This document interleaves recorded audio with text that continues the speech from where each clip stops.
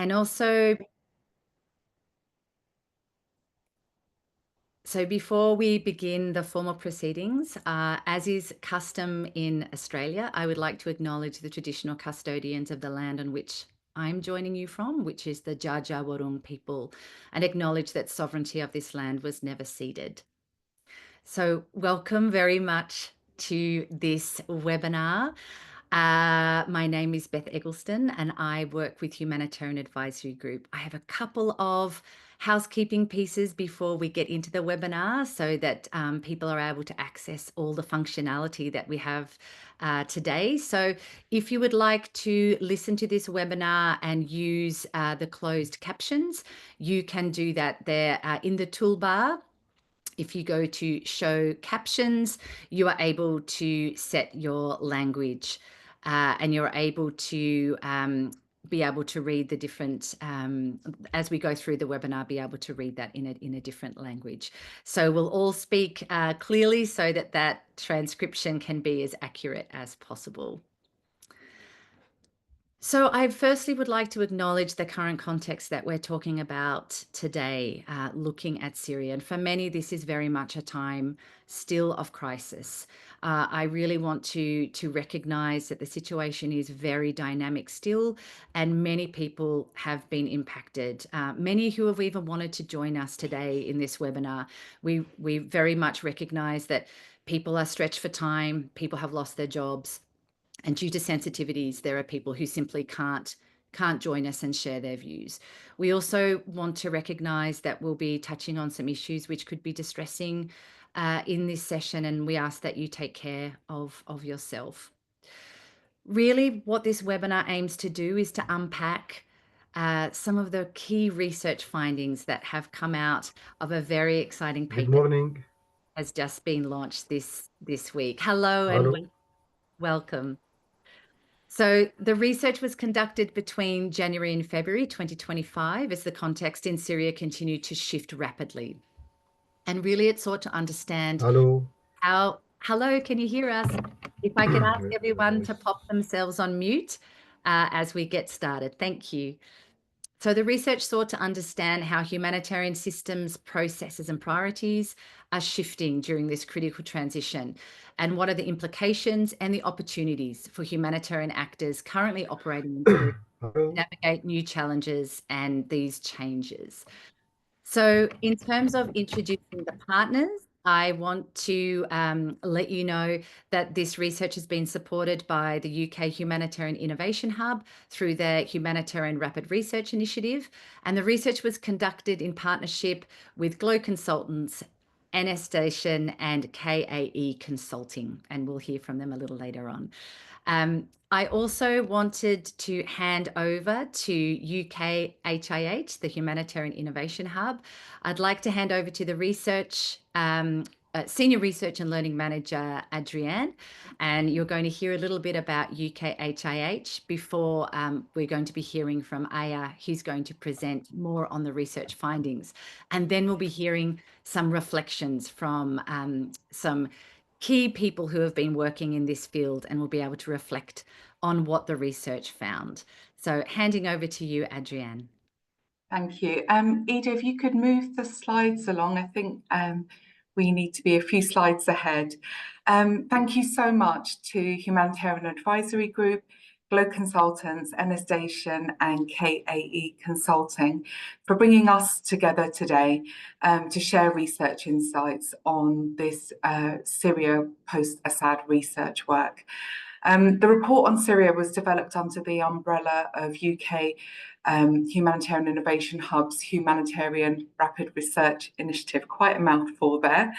And what we do with this portfolio of work is facilitate real-time research and learning and convening around major new crises. As Beth said, this research was done very rapidly, and in the 4 months since Assad's ousting, the humanitarian landscape in Syria has entered a period of rapid transition. So at this moment, it's marked by deep uncertainty as well as opportunities. And really, this piece of research does illustrate that very clearly and looking at how we might explore that and the turning point that the situation is in Syria in terms of future humanitarian action in Syria and what opportunities we must seize and what risks must be confronted at the same time. So Syria is at this crossroads, and so humanitarian coordination and response must adapt. Next slide. Oh, yes. Oh, that's the right slide. Yes, thank you. What I would also like to say is that if today's webinar and research inspires you, we would encourage you to get involved as we have upcoming calls over the next couple of months through different funding mechanisms that we have. So both through our Humanitarian Rapid Research Initiative and also our Responsive Fund.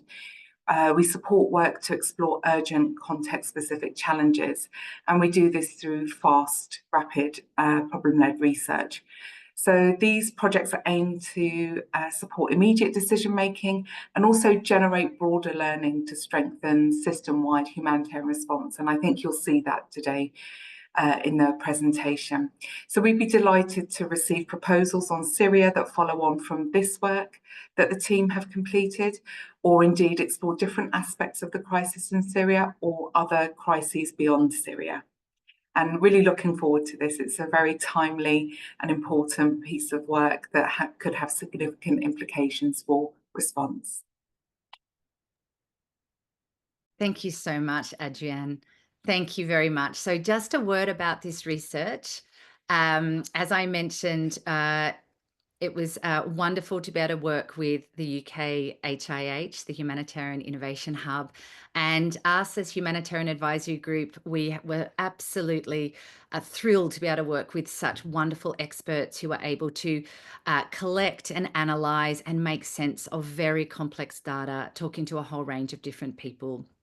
So the research team, as I mentioned, NSDation, KAE Consultant, and Glow Consultants.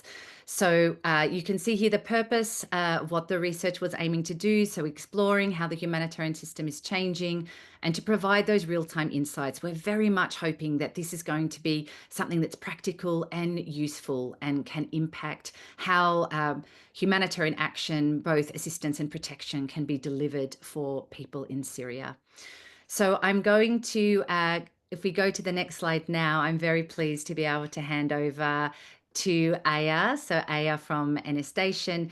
Aya is going to be able to take you through, and we realize that tonight's seminar is quite short for a huge topic, but Aya is going to do her best to let you know what the findings are in a short amount of time. Over to you, Aya. Thank you.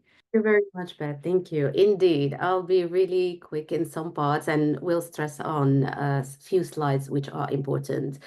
So first of all, to walk you through our methodology, of course, we started this research with a desk review, reviewing multiple documents, more than 60 documents. And then we moved to the consultation phase where we engaged with multiple humanitarian actors, including INGOs, donors, CSOs, and CBOs, and also local experts. And as Beth was mentioning, this is a localized research building on partnerships between local and international partners to ensure mutual ownership and relevance and inclusion, and the diverse perspectives are considered in our research. Also, we have conducted validation interviews, interviewing additional experts and also organizations to verify the top of our findings. Moving next, we would like to show you, if we can go to the next slide. Yes, thank you. We would like to show you a little bit of an overview of the timeline that illustrates a rapid of the dramatic and the political transformation in Syria. I think we all are aware that it started on the 27th of November when leading to when a rebel-led offensive happened on the 27th, and that led to the full regime change and the beginning of the political transition process. The 8th of December, of course, it marks the great day for Syrians and for Syria when rebel forces seized Damascus, prompting Assad to flee to Russia. And then on the 10th of December, the former head of the Syrian Salvation Government was appointed to lead the transitional government. The 29th of January marked when Ahmed al-Shara was named the transitional president, and the 18th of February when the Syrian Democratic Forces, the SDF in northeastern Syria part, agreed to integrate their military and their civil institutions into the newly formed governments. Lastly, on the 25th of February, the interim president launched a national dialogue to lay the foundations for the new constitution's formation. Of course, these days mark as a pivotal shift across the journey, but of course there are more to come as we said that the research is evolving and the dynamics in Syria are still evolving.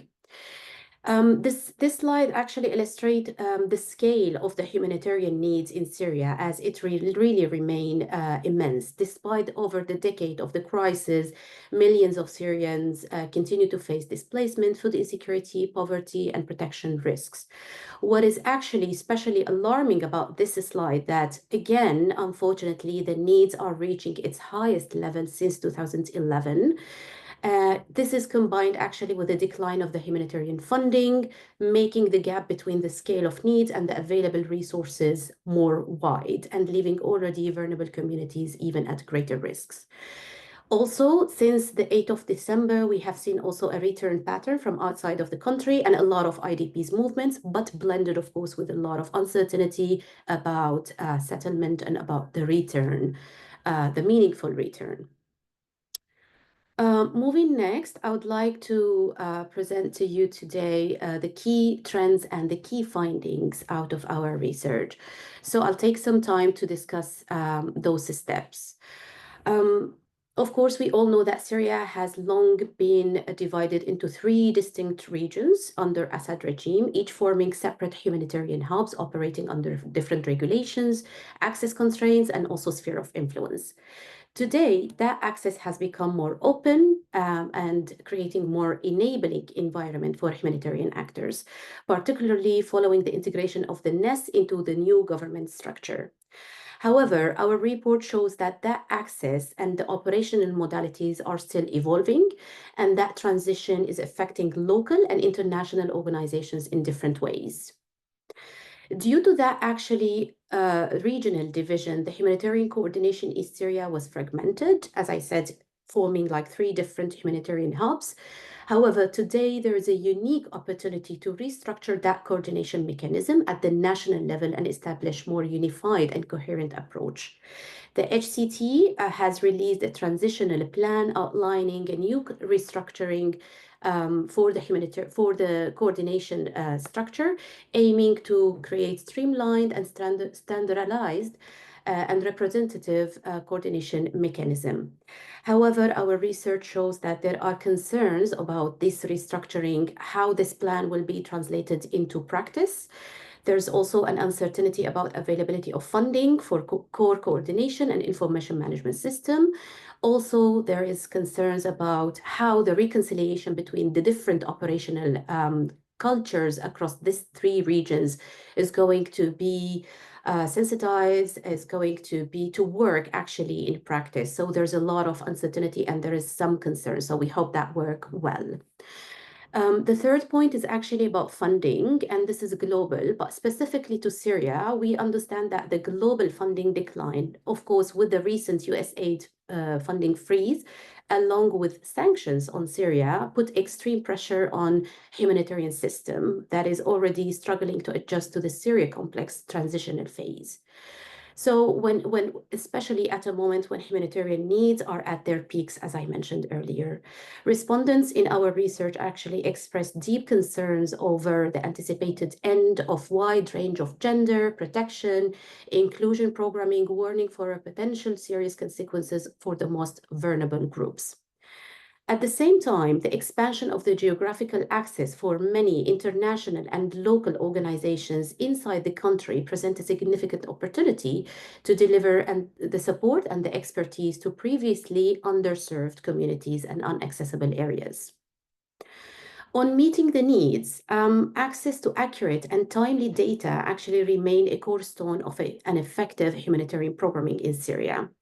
Yet there are major gaps as part of our research, particularly for marginalized groups for example, vulnerable women, survivors of detention, and rural communities.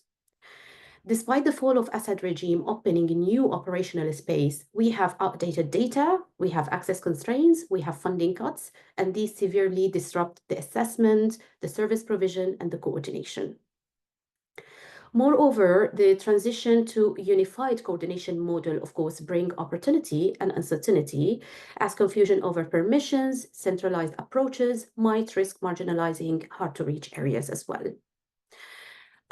Also on the operating landscape, we know that contextual changes in Syria are straining relationships between humanitarian actors, with competition over funding, shifting donor strategies, and localization efforts driving fragmentation. This is what the respondents have been sharing with us throughout this research. As donor funding declines, of course, local organizations are being hit the hardest. We have heard that many had to shut down and maybe in some cases lay off some staff. Tensions are rising between INGOs, the UN agencies, and local actors, with local NGOs reporting reduced consultations in decision-making. These dynamics are perceived as undermining the localization and the local knowledge and sometimes diminishing trust. Furthermore, complicating that landscape is the regional disparities that I was referring to earlier. So NGOs, for example, from different parts of Syria face restrictions on the way and where they can operate, reinforcing geographical and political divisions. And also some of the CBOs in former government-controlled areas feel overwhelmed by the large national and international NGOs that are now expanding into new regions, raising issues around legitimacy and community acceptance.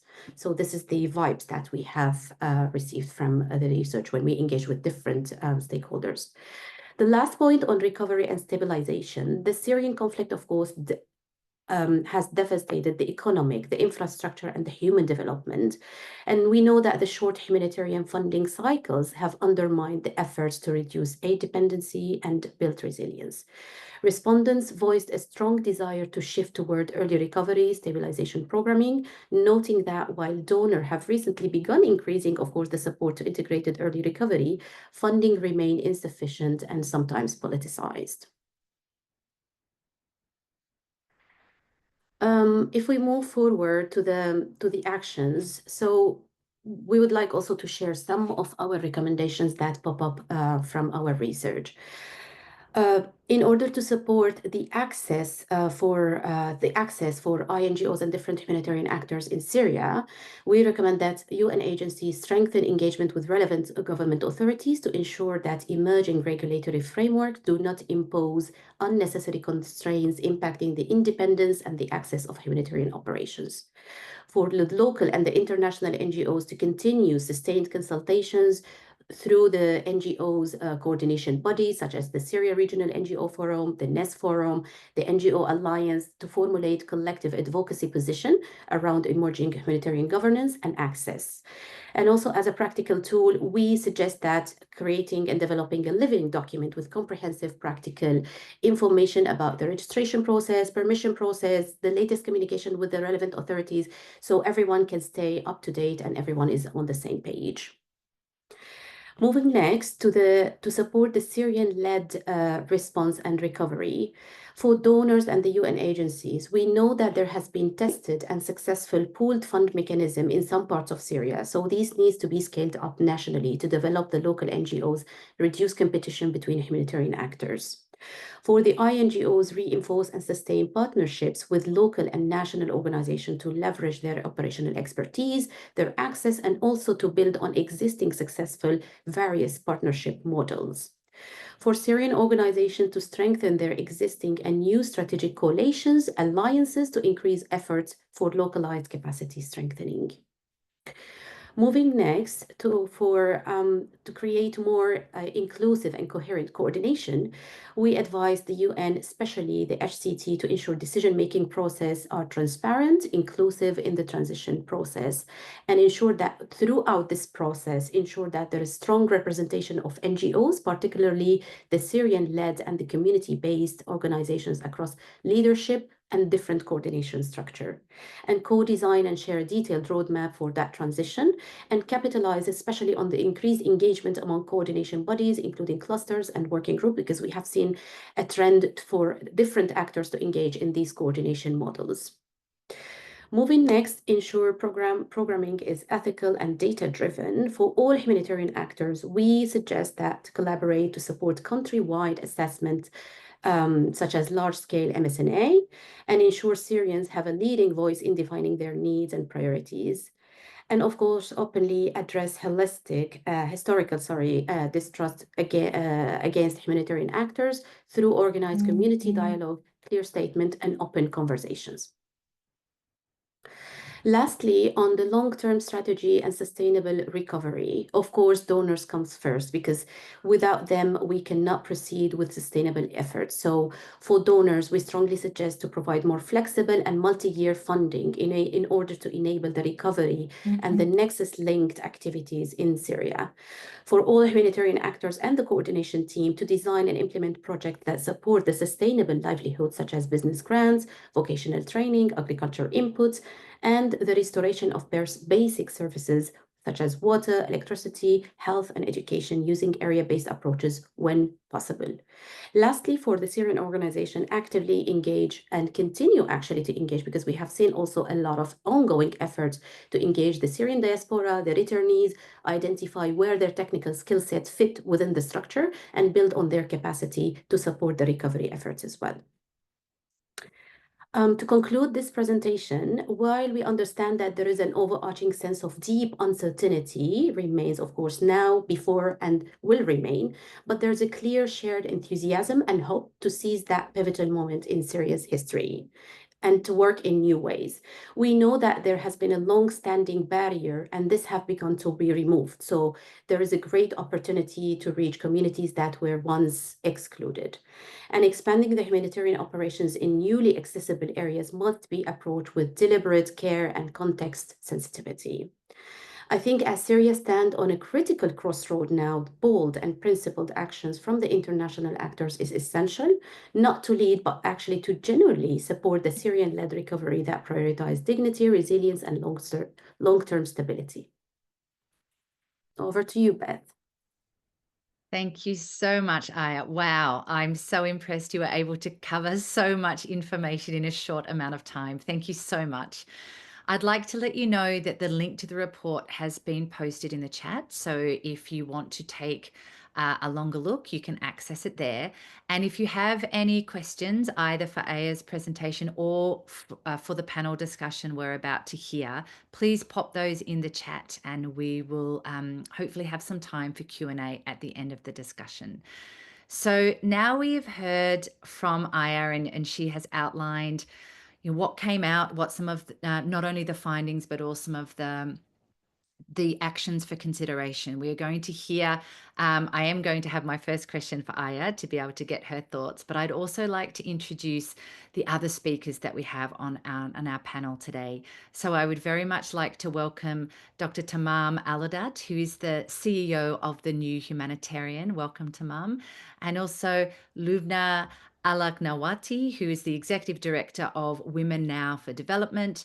And we also have Maher Rezk, who's the CEO of HYPATIA for Development and Consultancy. So we have an amazing panel to be able to reflect on some of these findings and to understand what they may, the findings and actions may look like in practice. But as Aya has been a key part of the research team and has given you the presentation, my first question is going to be for Aya. So Aya, thank you again. What I would love to hear from you is really throughout your work in this process of undertaking this research, what has been your most important takeaway for the outlook of humanitarian response in Syria? And how do you hope that this research can be used in a really practical way to inform and guide the response moving forward? Thank you very much, Beth. In fact, when we were designing the methodology for this research, we wanted to ensure diverse opinions. Of course, we do that in any research product. However, the situation in Syria is really different. When we say diversity, and I'll unpack that a little bit now, diversity is really, really key, not only at the humanitarian actors level, but also at the community level. And that's what I want to emphasize on.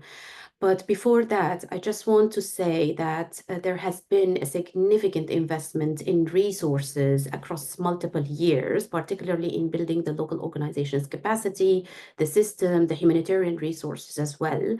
While we acknowledge that there are some capacity variations across local humanitarian actors, there are some gaps as well. But I think it is very important for donors and humanitarian actors to build on these foundations, not to reinvent the wheel. Of course, this requires commitment to be open for transparency, for more equitable partnership models that respect the diversity, the capacity, the scale of the local actors. I think this is very key to foster the sustainable and the local-led response. We have seen also some tested pooled funding mechanisms, successful models of meaningful partnerships, some very good local-led initiatives in different parts of Syria. So these tested models should be capitalized and built on. Also, within the diversity frame, I would like to say that we should also recognize the diversity of, again, aid providers. And if I just want to unpack that a little bit at the operational level, I think there are sometimes there are small levels that are often overlooked. For example, when I was in Syria prior to the war, even I was part of the members of one association that we used to help our vulnerable people within our community from our network. So that type of model existed before the war, existed during the war, and still existed now. So that scale of local-led and the grassroots solidarity, I think this exists in Syria today, and this level should be seen, heard, and meaningfully engaged and integrated within the humanitarian architecture. I just want also to understand within the diversity of the Syrian community in terms of ethnic, culture, and social diversity to ensure that humanitarian programs are deeply sensitized and respond to their unique needs and strengths. And when I say strength, I just want to emphasize on strength because these communities have been demonstrating remarkable resilience under Assad regime. To your point, how I hope to use this research finding, I hope that this research actually serves both a mirror and a guide, reflecting the realities, the challenges, but also the aspiration for the forefront responders, for donors, for international organizations, for local stakeholders in making more context-sensitive decisions, strengthening and building on equitable partnership and prioritizing long-term solutions for Syria that are led and accountable to the Syrian communities. Thank you so much, Aya. Wow, so much there. I think your reflections in particular around diversity are so important and so complex in the Syrian context. But I think it's not, I love what you were saying about not just who the actors are, but the different levels in which they're working and the different modalities through which they're delivering services. So thank you for those reflections. It's really helpful to have that. And I think using those reflexes as a lens to read the report is really useful as well. Thank you. So I'm now going to ask some reflections from Tammam. So Tammam, you have such a rich experience, not only coming from Syria, but also the many different humanitarian operations you've been involved in. So I would love to ask you about your reflections on these findings and your own perspective and experience, and how you think humanitarian actors can best prioritize resources and efforts to meet the unique needs of Syrians during this critical transition phase. Thank you very much, Beth, and thank you, Aya, for the really good presentation of the research findings. I just want to say that this is a fairly unusual way of presenting research. I mean, if I spend a moment talking about humanitarian narratives, which I think is a very important part, you know, in the end of the day, there is a knowledge creation and consumption during a humanitarian crisis that is overlooked often, and quite important. And if I sort of oversimplify the historical progression, it started with outsiders bringing their subjectivity into, the places they go to and understanding the local context in a very Orientalist, I come, I decide what's right or wrong. And that sort of outsider semi-colonial subjectivity dominated for a long while. Progress then out of that came into wanting to enumerate everything, the supremacy of numbers. So you have data sets and it reduces everybody and everything.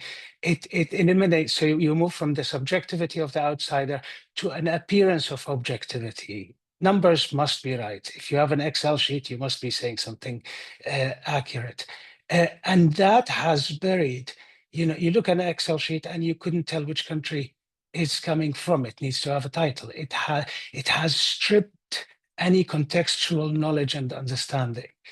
And what we are seeing here is an ability, I think, and a significant step towards mixing the urgency of evaluating circumstance in a situation like Syria now, and the ability to adapt the intersubjectivities of the people on the ground, people who have worked there, and people who are in need of this information so they can act. So I think this is in itself a significant step. And I think it is a significant step for other reasons. And Syria, I think, it's a unique in a way of this sudden opening after the fall of the Assad regime that allows a humanitarian intervention that was impossible before, at least a outsider humanitarian intervention. And here I want to make a distinction as well. We say there was no humanitarian access to Syria. Well, there was plenty of humanitarianism in Syria that has been often ignored in the larger narrative, sometimes demeaned and accused. And here I want to go back and pay tribute to people who have worked with barely any resources under constant violence, when the rest of us barely could cross the border for a few kilometers in the best of days. So I think, and in the middle of that, the narratives also shaped their inability to function or be recognized. And I'll mention here the white helmets, who are now the narratives about them changed suddenly, but they were accused by many humanitarian organizations of being anything between, subordinated and being spies, and because they're funded by the Americans. And the irony of that is that we ignore that money, as we can see very clearly now with the cut of the US funding, that many of those organizations are funded by the Americans. But if an international organization gets it, it is pure humanitarianism. This is a part of the narrative. And I think it is important because what you come up with as a humanitarian organization not only shapes the humanitarian response and policy in the moment, it shapes the perception of the country and society. Unfortunately, a report published in London is going to get more traction than a report published in Damascus, still.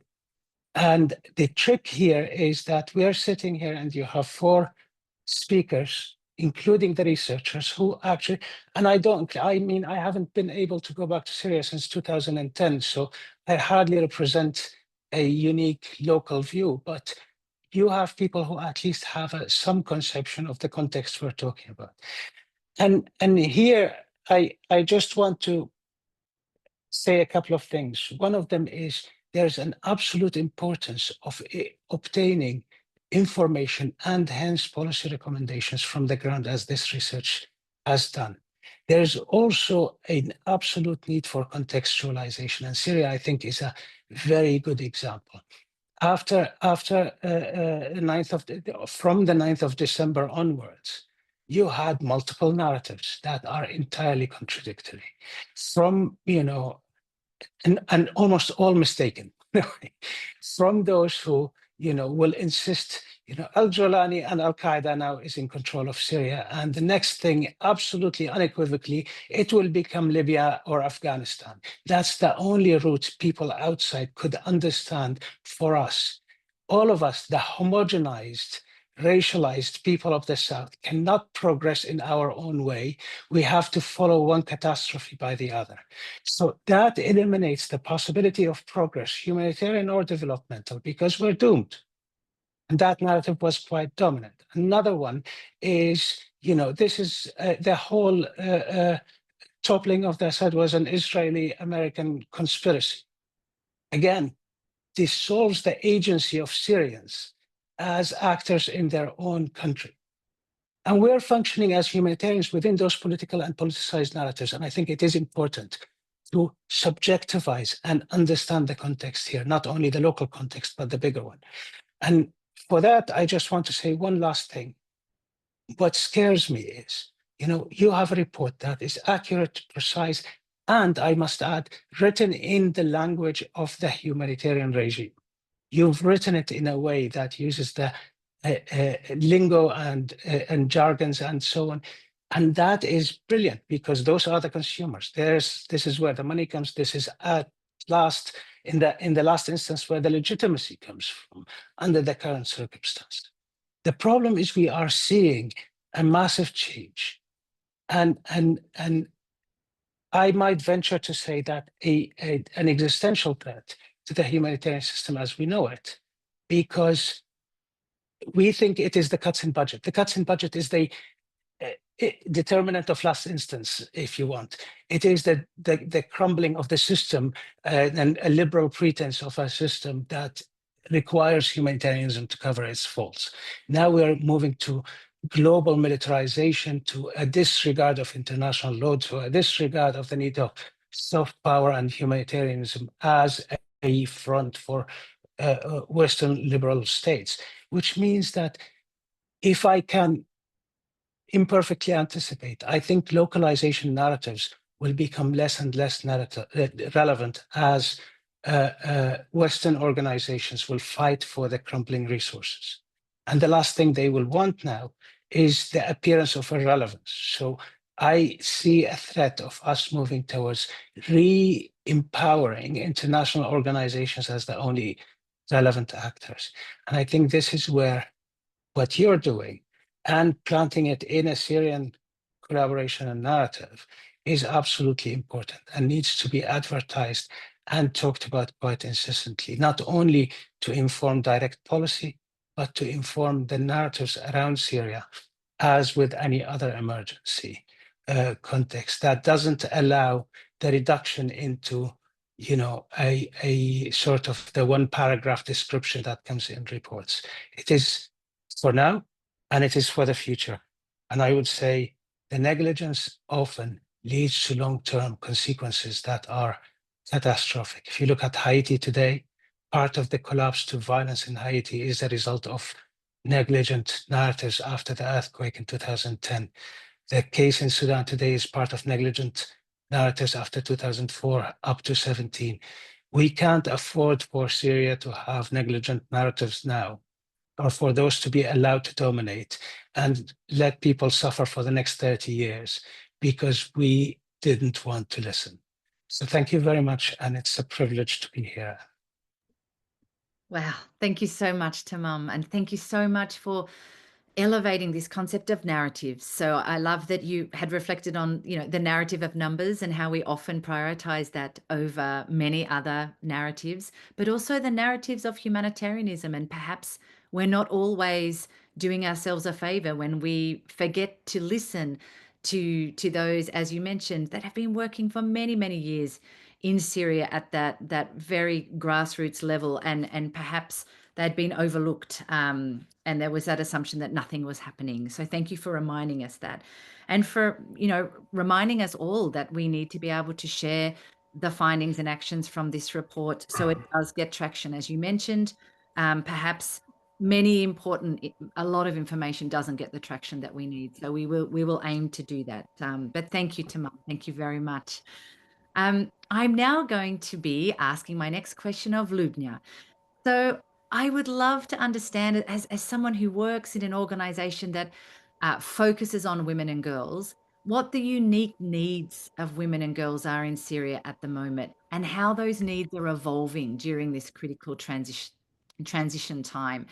I'd really like to understand what you think some of the key considerations and opportunities are for humanitarian actors to ensure that their response is reaching those who are really experience vulnerability in Syria at the moment. Very keen to hear from you, Lubna. Thank you. Thank you, Beth, and thank you, Aya, for the research, and thank you, Tammam, also. Actually, if I'm gonna talk about the needs of women and girls, maybe it's they are not unique and in some way, and they are unique in some way. Maybe they are not unique when we are seeing Syria as a part of this world, and there is a repetitive pattern in every conflict around the world, and there is a root of problem belong to politicizing the aid, militarization the aid, the authoritarian system, all this kind of stuff. It's similar, but it's also unique when it's come to the specificity of Syria and the violation that have been women and girls and have been through. But also we need to challenge the category called women's need, because each one of us has a unique reality, and we are not the same, even that we share our common challenges sometimes. For the conflicts, women and women-led groups, feminist groups, women activists, women human rights defender, and humanitarian worker have responded to every shift, to every emergency, every crisis have been done in Syria. We've been there all the time to step up to respond, but unfortunately, when situations settle down or stabilize, we are pushed or be sidelines, excluded from political spaces, decisions, and from resources. So what's happening now is the same. We enter a new fragile phase. Of course, our rules are evolving. Because we are not only speaking about ourselves as a survival, but we are presenting ourselves as a leadership, our skills, our rights to justice, to heal, for the meaningful participation, also participating in rebuilding the future of our devastated country. We know that the inheriting of Al-Assad regime is very heavy, very awful, but we want to play a role there. So if I want to start about the main needs, maybe the psychosocial needs for women, girls, and a human rights defender, for female, also humanitarian worker, because many of us have faced so many multiple displacement, violence, sexual violence, sexual exploitation, multiple layer of trauma, gender-based violence is still very widespread. There is no functioning accountability system, and that deepen the collective sense of insecurity, the spaces that we are operating in. We always been expected to be powerful and present to deliver services, leading our community, but all this being expected with the minimum access to resource, to safety, or to decision-making power. And this is not sustainable and not fair. Also, I guess we need a full and meaningful participation because we've playing an essential role even in a humanitarian action and civic peace and leading local initiative. But when it's come to political process or transitional justice, we find ourselves, or power sharing, we find ourselves not there. We are excluded. So we want to be included. We don't want to be included as a tokens. We are co-leaders, and we want to be since the beginning in every level to organize this. I guess what humanitarian actors should do, it's applying a transformative approach. As I listened to the research outcome, I couldn't find women-led groups there. What we are facing, or what our challenges or our opportunity. And this happens all the time, because reaching to us need an effort, and usually I don't know why this effort is not taking into consideration. So it's not about taking things from gender lens. It's to having this intersectional analysis to centers us as a source of knowledge. Because we can shape the solution of every challenge that will come to Syria. Also, we need also flexible and direct fund to feminist and women-led groups who are responding to women needs. We've been hearing a lot about localization, but it's day by day, it seems very far. We are really concerned now that we will be replaced by international NGOs and international entities. It will be easier for them to operate inside Syria. We still have a lot of challenges for this transitional period to move our operation to inside Syria, legal-wise, financial-wise.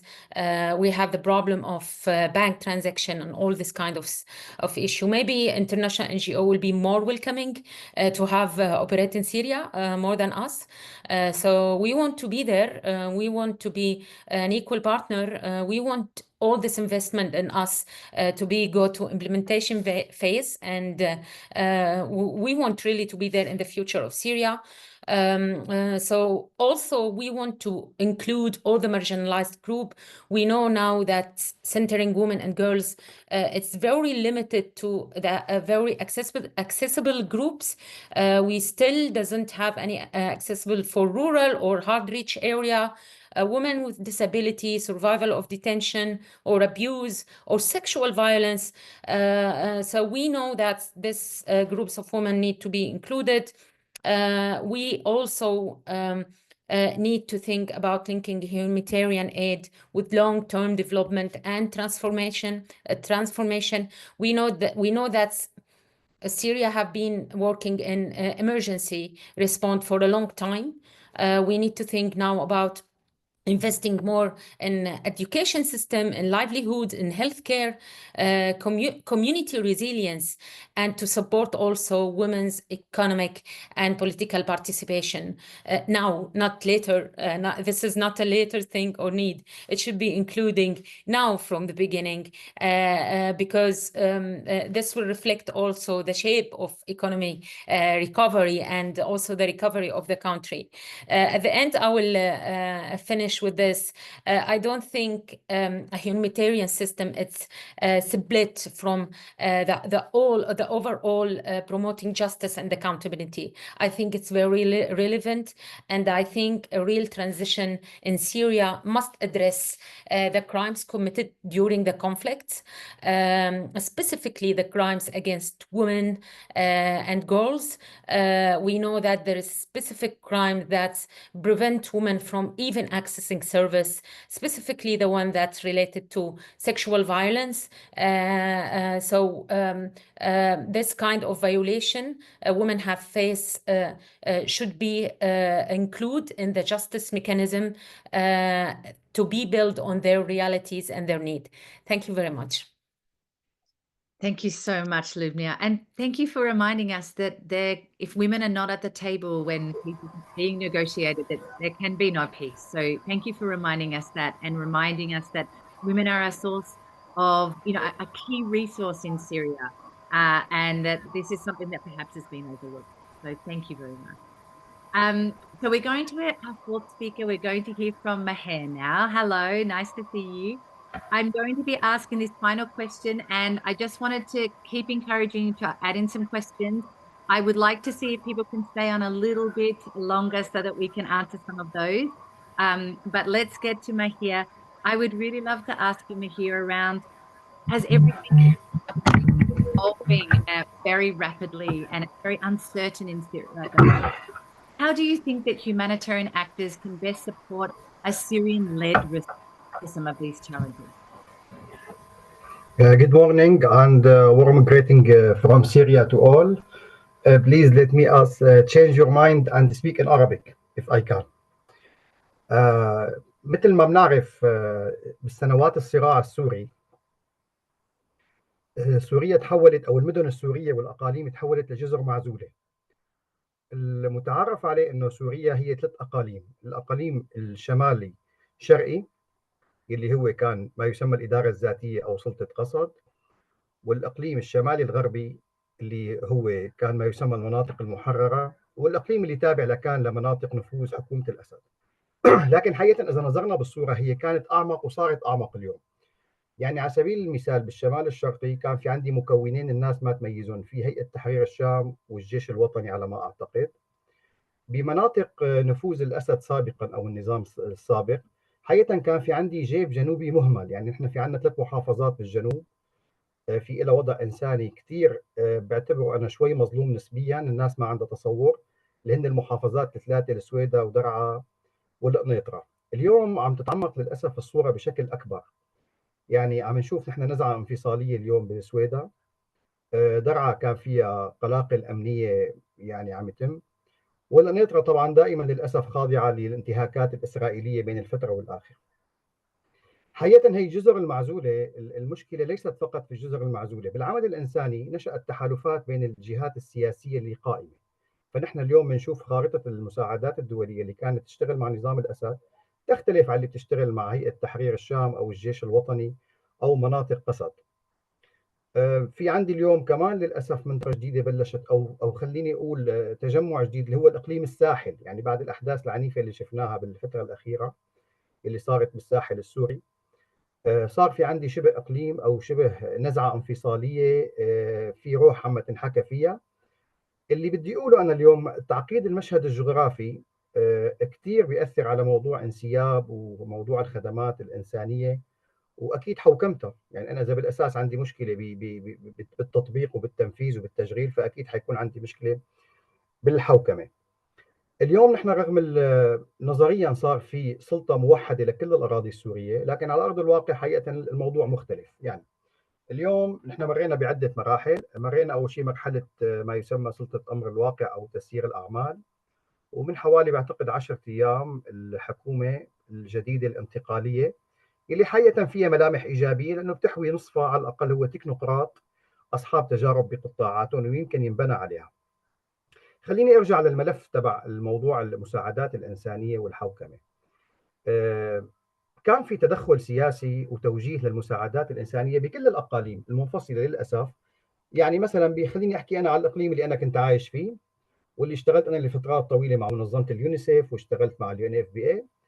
كان نظام الأسد يحكم العمل من خلال منظمة الهلال الأحمر العربي السوري وبعض الملفات من خلال الأمانة السورية. طبعا حول هدول الجسمين أو الكيانين لأداة سياسية، وكانت المساعدات فينا نعتبرها نحن هي أداة لمعاقبة المعارضة ولدعم الموالاة بشكل أو بآخر.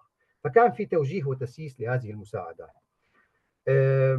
بالمقابل كان بالشمال كمان الجهات تختلف وتتنازع بالشمال الشرقي وبالشمال الغربي. اليوم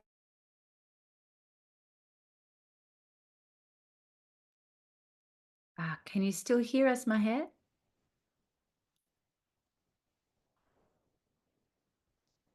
Can you hear us? It looks like we may have lost him.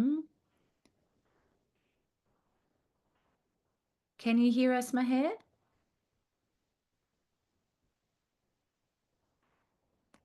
He has dropped out.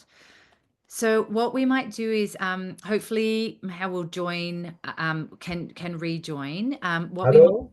Oh, yes, he's back. Oh, okay. You're back. Great. Please continue. This is one of challenges in Syria, the connection and internet. No problem. Okay. No, please continue. Thank you. اوكي. اللي بدي اقوله اليوم انا من خلال تجربتي، طبعا انا بتجربتي الشخصيه اشتغلت حوالي 20 سنه بوزاره الشؤون الاجتماعيه والعمل السوريه للعام 2011. غياب وزاره الشؤون الاجتماعيه والعمل عن المشهد التنسيقي ومشهد اداره وتنسيق المساعدات هو بعتبره فجوه كبيره وفرصه ضائعه. يعني انا بال 2011 غادرت، انا شاركت خليني اقول ازمتين، ازمه الاخوه العراقيه. ما بعرف عم تسمعوني؟ الو؟ Yes, we can hear you. الو. اوكي. انا شاركت شخصيا بخلال عملي بوزاره الشؤون الاجتماعيه حوالي 20 سنه باداره ازمتين مرت او حالتين انسانيتين. حاله لبنان بال 2006 الصراع بين حزب الله واسرائيل، وحاله اللجوء او الحاله العراقيه اللي كان يعني بوابه عبوره للهجره النهائيه كان سوريا. حقيقة لما كان الإطار الحكومي موجود كان له دور واسع. ليش؟ وزارة الشؤون الاجتماعية والعمل بسوريا هي غير موضوع أنه هي جهاز حكومي، هي بشكل أو بآخر مسؤولة عن إدارة الNGOs، فهي الجهة المشرفة عن إدارة المجتمع المدني المحلي، منظمات غير الحكومية السورية. إضافة إلى هي مسؤولة عن قطاع الحماية، فهي بتحقق لي عدة متطلبات. لكن هالوزارة للأسف كانت هي وزارة منتهكة ومسيسة، وتم إضعافها بشكل كثير خلال حكم الأسد، وأخرجت عن أهدافها.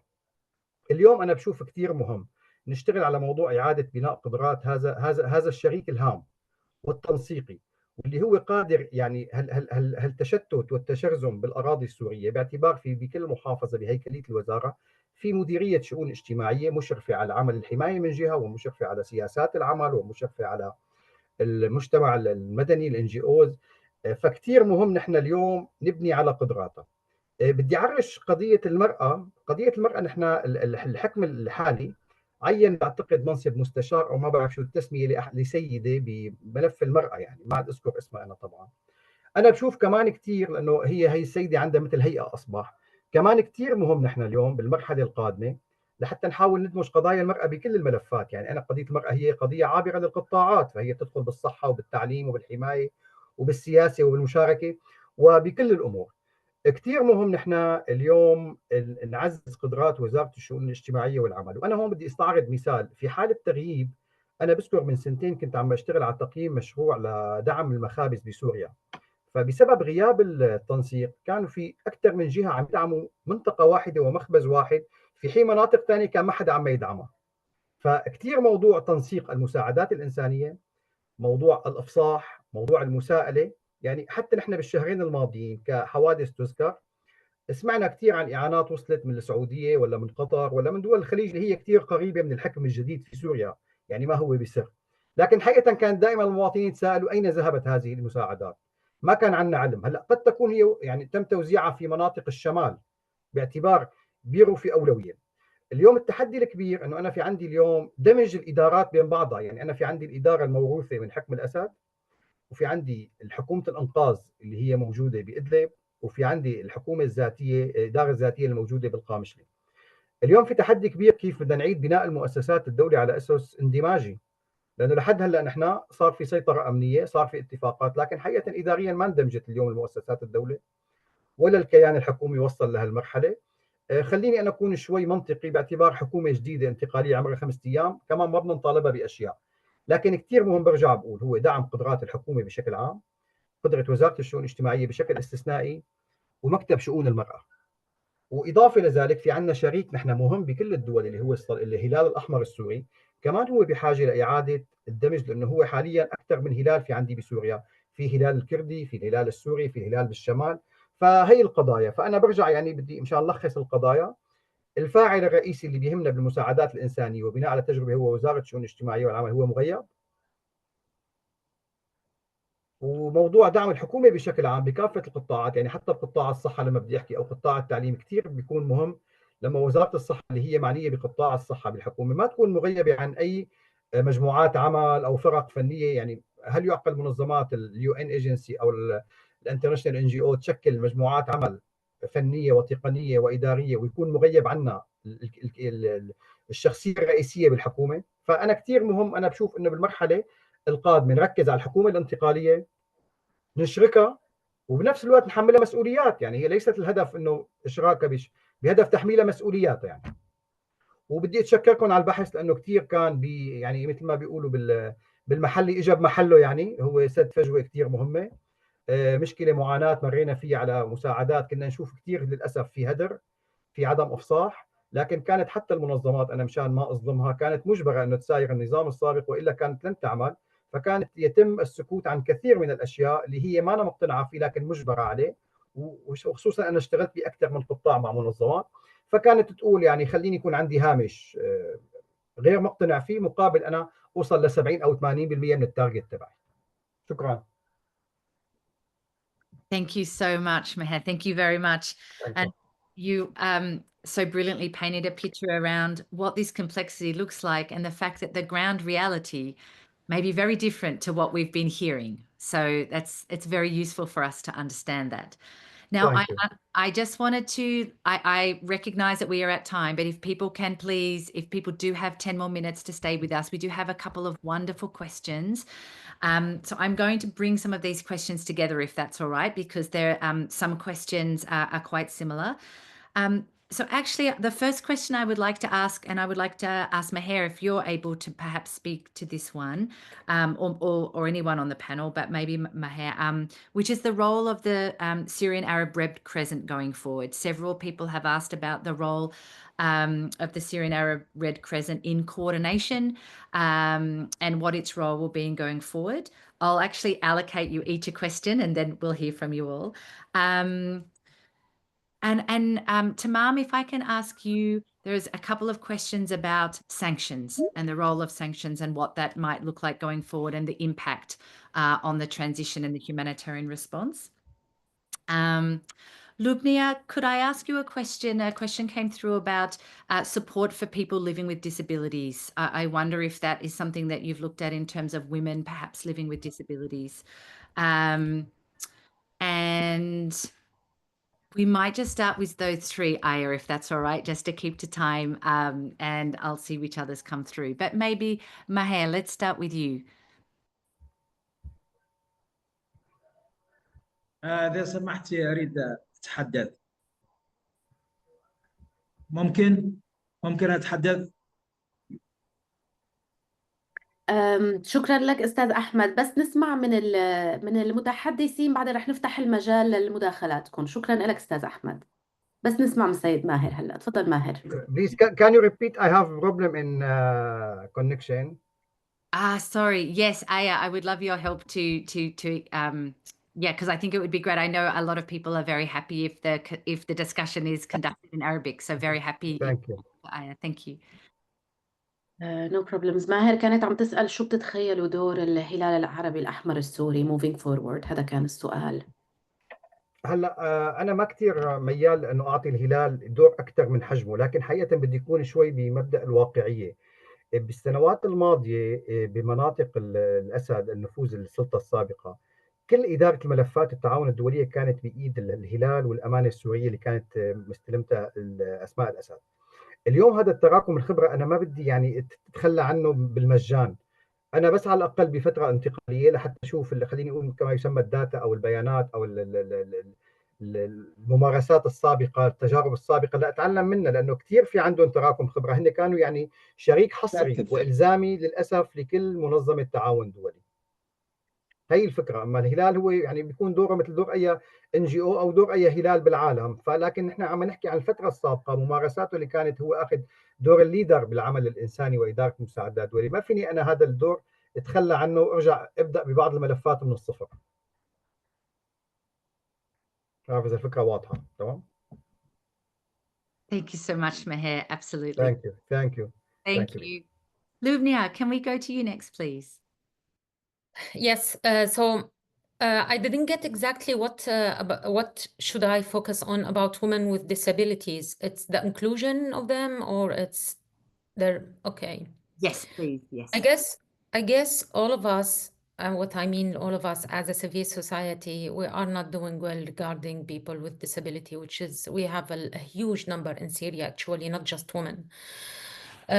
We are not doing well because some of the circumstances related to the infrastructure that we've been living in during the 14 years, living in a non-state area under shelling, bombing, in a situation it's very bad. It's there is like not proper infrastructure, but also there is not enough awareness about the importance of inclusion people with disabilities and specifically women.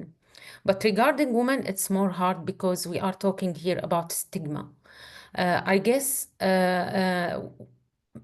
there is not enough efforts have been done regarding the stigma, either related with people who've been born with disabilities or they've earned it later during the war, a disability related to war injured.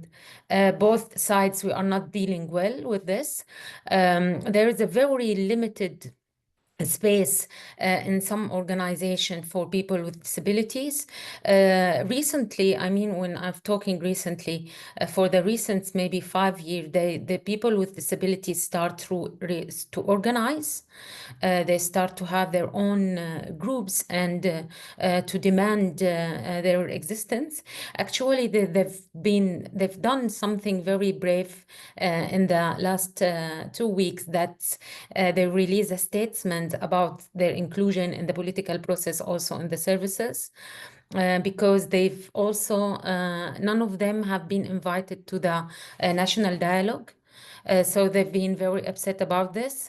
Now, as I'm engaged with a group of them, they are trying to have access to a Ministry of الشؤون الاجتماعية Labor and Social, I don't know the recent.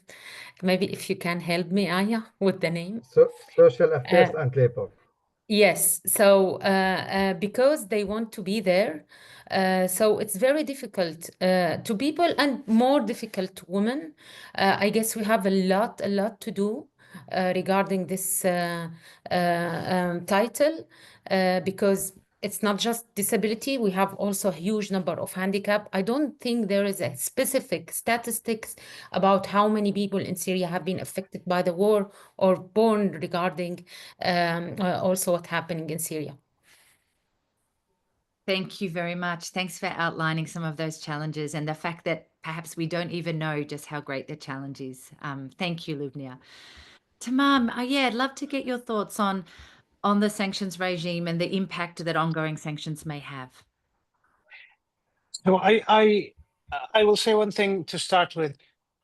Sanctions aren't a humanitarian tool. They are a blunt ideological and political tool. Just so we are clear, they aren't meant to save people. They harm people almost invariably. And there are no examples, to my knowledge, of sanctions from Cuba to Iraq to Yemen to any other place, including Syria, where that has saved lives. I just will mention a very quick conundrum. I was in Yemen in 2011, that was a long time ago, where we had money donated in an NGO from the US to do medical activities, but we weren't allowed to buy medicines except from US companies, because that's the restriction of USAID. But you can't buy medicines from the US because Yemen is under sanctions. So there was money sitting in a bank where you can't use to save lives. So just to say, we are surrounded by politics. A lot of it is evil, malevolent politics that is used as a virtue signaling. Now, on Syria, invariably, look, we've looked at, in the new Humanitarian, we have had extensive coverage by Syrian journalists on the ground. Food insecurity is absolutely prominent now as a humanitarian issue. There are more landmines than will be taken out in decades, and those will kill children and will affect people. And as we know, the part of the humanitarian circumstance is that there will be a bigger bank somewhere else that gets more money, and the attention that whatever attention is being paid to Syria now will dwindle over time, and people on the ground will be left alone with very little resources. So what I'm saying is the band-aid of humanitarianism should not cover the fact that there are sanctions that prevent the return to normal life in Syria, and they should be lifted. In principle, those sanctions were put against the Assad regime that doesn't exist anymore, but they are being used as, ironically, as a pressure on the new government. Whatever you think of them, the audacity of Western governments telling Syria that they will not lift the sanctions until everybody's rights are respected, women, children, minorities. Love the idea, except that they stood up and said it in Saudi Arabia, in a monarchic authoritarian system that respects none of those rights, but that's never suffered sanctions. Israel never dreams of being, no one dreams of sanctioning Israel, regardless to how many people they kill. So to be clear, what I'm saying here is, I don't think we can afford as a humanitarian system to stand and say this is not our business. This is a cause of great suffering and is going to be a cause of crisis. And I think it is important for the humanitarian system to contemplate whether speaking out against sanctions, which I haven't seen done, is an important part of alleviating suffering and preventing further harm to the people we're trying to serve in Syria. Thank you. Thank you very much, Tammam. Thank you. I'm going to leave the last word to Aya before I wrap up. Aya, do you have any last reflections and thoughts either on those questions or anything else you wanted to add? I think that has been a brilliant conversation. Thank you very much, everyone, for your contribution, especially Mr. Tammam, to your contribution. I fully agree with what you have said. What we aim for is actually to have those findings supporting the initial planning and how we can integrate those findings within the current situation. We all understand that things are evolving, but trying to challenge the normal flow of how humanitarianism operate, how donors sometimes intervene, how the local led initiatives intervene. I know that sometimes it's only on paper. In practice, there is a lot of ups and downs. I think it's a great moment now to advocate more to be real, to be realistic, and to have like genuine trust and genuine collaboration with the Syrian population, acknowledging that there is a great not only capacity, and I don't want to limit that only to the organization. I want also to quote here the diaspora, the returnees, so many people who fled the country, and then they have a great enthusiasm, they have great energy to come back and to rebuild their country. Allow that space in a way or another. Think of those integration of these resources within the system. I know that's big and that's idealistic, but I just want to bring that to this forum because it's really very diverse. I think that's it. But one last point, I think, from Mr. Ahmed, he wanted to make a point. So maybe if there is time, we can give him the floor just to contribute. He raised his hand before. Yes, please. Yes. alright. أحمد، أستاذ أحمد اتفضل إذا عندك مداخلة. صباح الخير للجميع. طبعا أنا من دير الزور، من شرق سوريا. أنا من شرق سوريا. طبعا أنا هون بالندوة بس حبيت يعني أحكي معاناة مدينة دير الزور. مدينة دير الزور 80% دمار، فقط حيين هي تقريبا الناس تسكن بها، بس حيين. 23 حي مدمر بنسبة 80% دمار. بس أحكي عن المعاناة دير الزور. يعني أول طلب أريده من هالندوة أو المنظمات الإنسانية الموجودة معه بالندوة، أول شيء إزالة الألغام في البادية السورية، وعلى سرير نهر الفرات. إزالة يوميا تحصد الألغام كذا شخص بانفجار الألغام في البادية السورية، البادية الشامية. طبعا التحدي كبير جدا بالنسبة لدير الزور. أنا حاط مجموعة من الملاحظات، منها إعادة البنية التحتية لمدينة دير الزور. مدينة دير الزور تحتاج إلى كهرباء، إلى مياه بشكل صحيح، مياه معقمة. تحتاج إلى تأهيل الطرق داخل المدينة. تحتاج المدينة يوجد فيها 5 جسور إسمنتية. ال5 جسور هي كلياتها مدمرة بشكل كامل، طبعا جزئي أو بعضها بشكل كامل. ويوجد 3 جسور معدنية تربط ما بين الفرع الصغير وبعض الأحياء بالمدينة. 3 جسور معدنية هاي مدمرة بالكامل. طبعا نجي احنا، طبعا مدينة دير الزور هي مدينة زراعية بالمقابل إلى مدينة نفطية. نجي على القطاع الزراعي. القطاع الزراعي مهمل بشكل كامل بالنسبة لمستلزمات الإنتاج من بذور وسماد ومحطات وجمعيات زراعية. بالنسبة للري غالي جدا بسبب ارتفاع أجور السقاية. مستلزمات الإنتاج غالية جدا، تقريبا شيء 70%. أستاذ أحمد، أنا آسفة لا أقاطعك، أنا آسفة، بس خليني أقول لك شغلة. كل الكلام اللي أنت عم تحكيه هلأ صراحة نحن طلع معنا بالبحث، وإذا صح لك وقريت التقرير تبعنا رح يكون متوفر بالإنجليزي وفي أيضا نسخة مصغرة بالعربي. بس إذا اطلعت على التقرير نحن مضويين على هيدي الاحتياجات بشكل جدا واضح. يعني في قسم عنا بالتقرير بيحكي عن إزالة الألغام، بيحكي عن إعادة بناء البنى التحتية كأولوية لمساعدة السوريين للعودة لبلدانهم. فهذا الشيء صوتك مسموع، وهذا الشيء موجود عنا ضمن التقرير من ضمن التحديات والتوصيات أيضا. فشكرا كثير لك أستاذ أحمد. نحن ضروري نختم الويبينار هلا. شكرا كثير لمداخلتك. I just want to emphasize, thank you very much, Mr. Ahmed. I just want to reiterate that part of the questions, I see that we have other questions as well in the chat. Majority of the answers as well, you can find them in our report. There are much more that you can dive into the report. There are a lot about how we have seen the role of the SARC and Al-Amana during this period.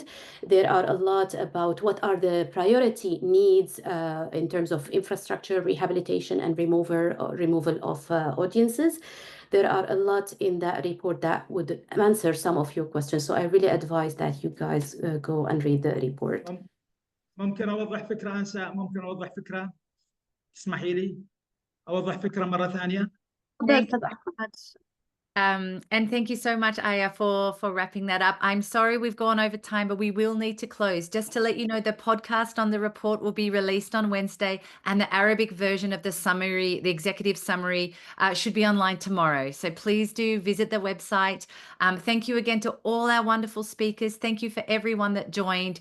Thank you to UKHIH for making this possible, and to the research team for such amazing findings. Thank you for joining, and please stay in touch. Thank you very much. Thank you. Yeah. Bye. Thank you. Bye.